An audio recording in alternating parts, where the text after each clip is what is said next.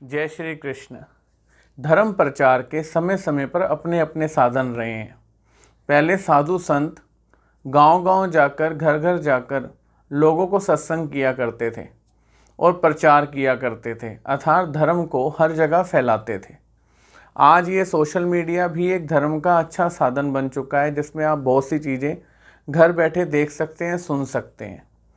एक ऐसी ही कथा आपके सामने लेके आया हूँ जो आपको बहुत से प्रश्नों का उत्तर देगी, और कोई समय निर्धारित है पूजा पाठ का आपको बताएगी कि ऐसा नहीं है।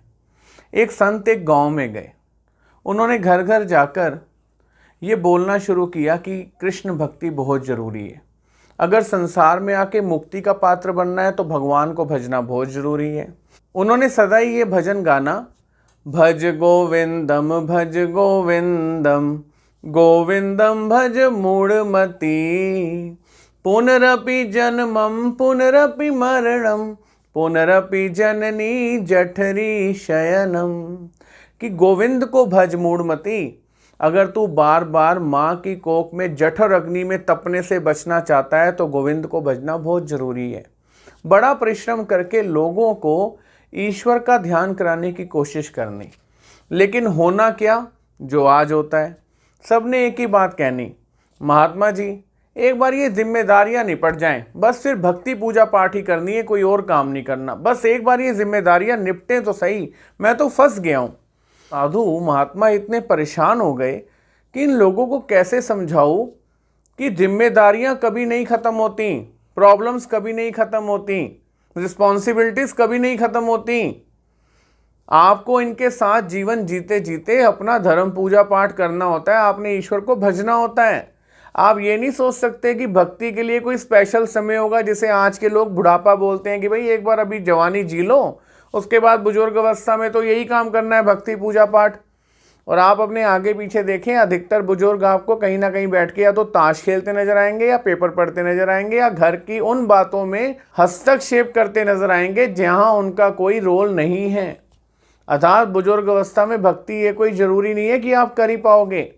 लेकिन इस संत ने इस बात की एक युक्ति खोज निकाली। ये एक दिन नदी किनारे जाके बैठ गए।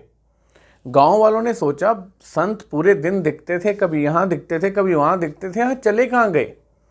गांव वालों ने जब आगे पीछे देखने की कोशिश की तो नदी किनारे संत बैठे हुए थे। आके संत जी से पूछा, अरे संत जी आज आप पूरे दिन गाँव में नहीं आए, भिक्षा मांगने भी नहीं आए, क्या बात है। संत जी ने कहा, सोच रहा था एक बार ये नदी का पानी पूरा बह जाए, फिर ही गांव में जाके भिक्षा मांगता हूँ। गांव वालों ने कहा, क्या महात्मा जी कभी पानी भी नदी का पूरा बह जाएगा तब आप भिक्षा मांगने आएंगे या गांव में मिलने आएंगे? ये तो कभी भी नहीं बहेगा, ये तो आता ही रहेगा पीछे से, इसलिए इसको नदी कहते हैं। संत ने कहा, तो इतने दिन से मैं तुम्हें और क्या समझा रहा हूँ कि जीवन रहते भक्ति कर लो, और तुम्हें रोज़ ये बताने के बाद तुम मुझे एक एडवाइस दे देते हो कि एक बार जिम्मेदारियां पूरी हो जाने दो, रिस्पॉन्सिबिलिटीज़ पूरी हो जाने दो। तो जैसे इस नदी का जल कभी नहीं बह जाएगा, मतलब ये भरी ही रहेगी, पीछे से आता ही रहेगा जल, वैसे ही मनुष्य योनि में आकर जिम्मेवारियां कभी ख़त्म नहीं होती। और जो भी भक्ति पूजा पाठ सुख शांति के लिए इंसान ने करता है, वो इन्हीं जिम्मेवारियों में रह के उसे पूर्ण करना होता है। आप ये नहीं सोच सकते कि एक स्पेशल समय आएगा जिसमें सारे काम खत्म हो जाएंगे और उस समय मैं भगवान का भजन करूंगा, तो ये गलत है। संसार में आकर आपके लिए ज़रूरी है कि जिस समय आपको ये पता चल जाए कि ईश्वर का भजन सुख शांति के लिए बड़ा ज़रूरी है, तो आपको नित्य ईश्वर से रिश्ता जोड़ने की कोशिश करनी चाहिए। और भगवत गीता शास्त्र में जाकर आपको ये जानना चाहिए कि मैं घर में रहते हुए, गृहस्थ आश्रम में रहते हुए किस प्रकार भज गोविंदम गोविंद को भज सकता हूँ। क्यों? पुनरपि जन्मम पुनरपि मरणम। ये पुनरपि जन्म और पुनरपि मरण के चक्कर से बचूंगा कैसे?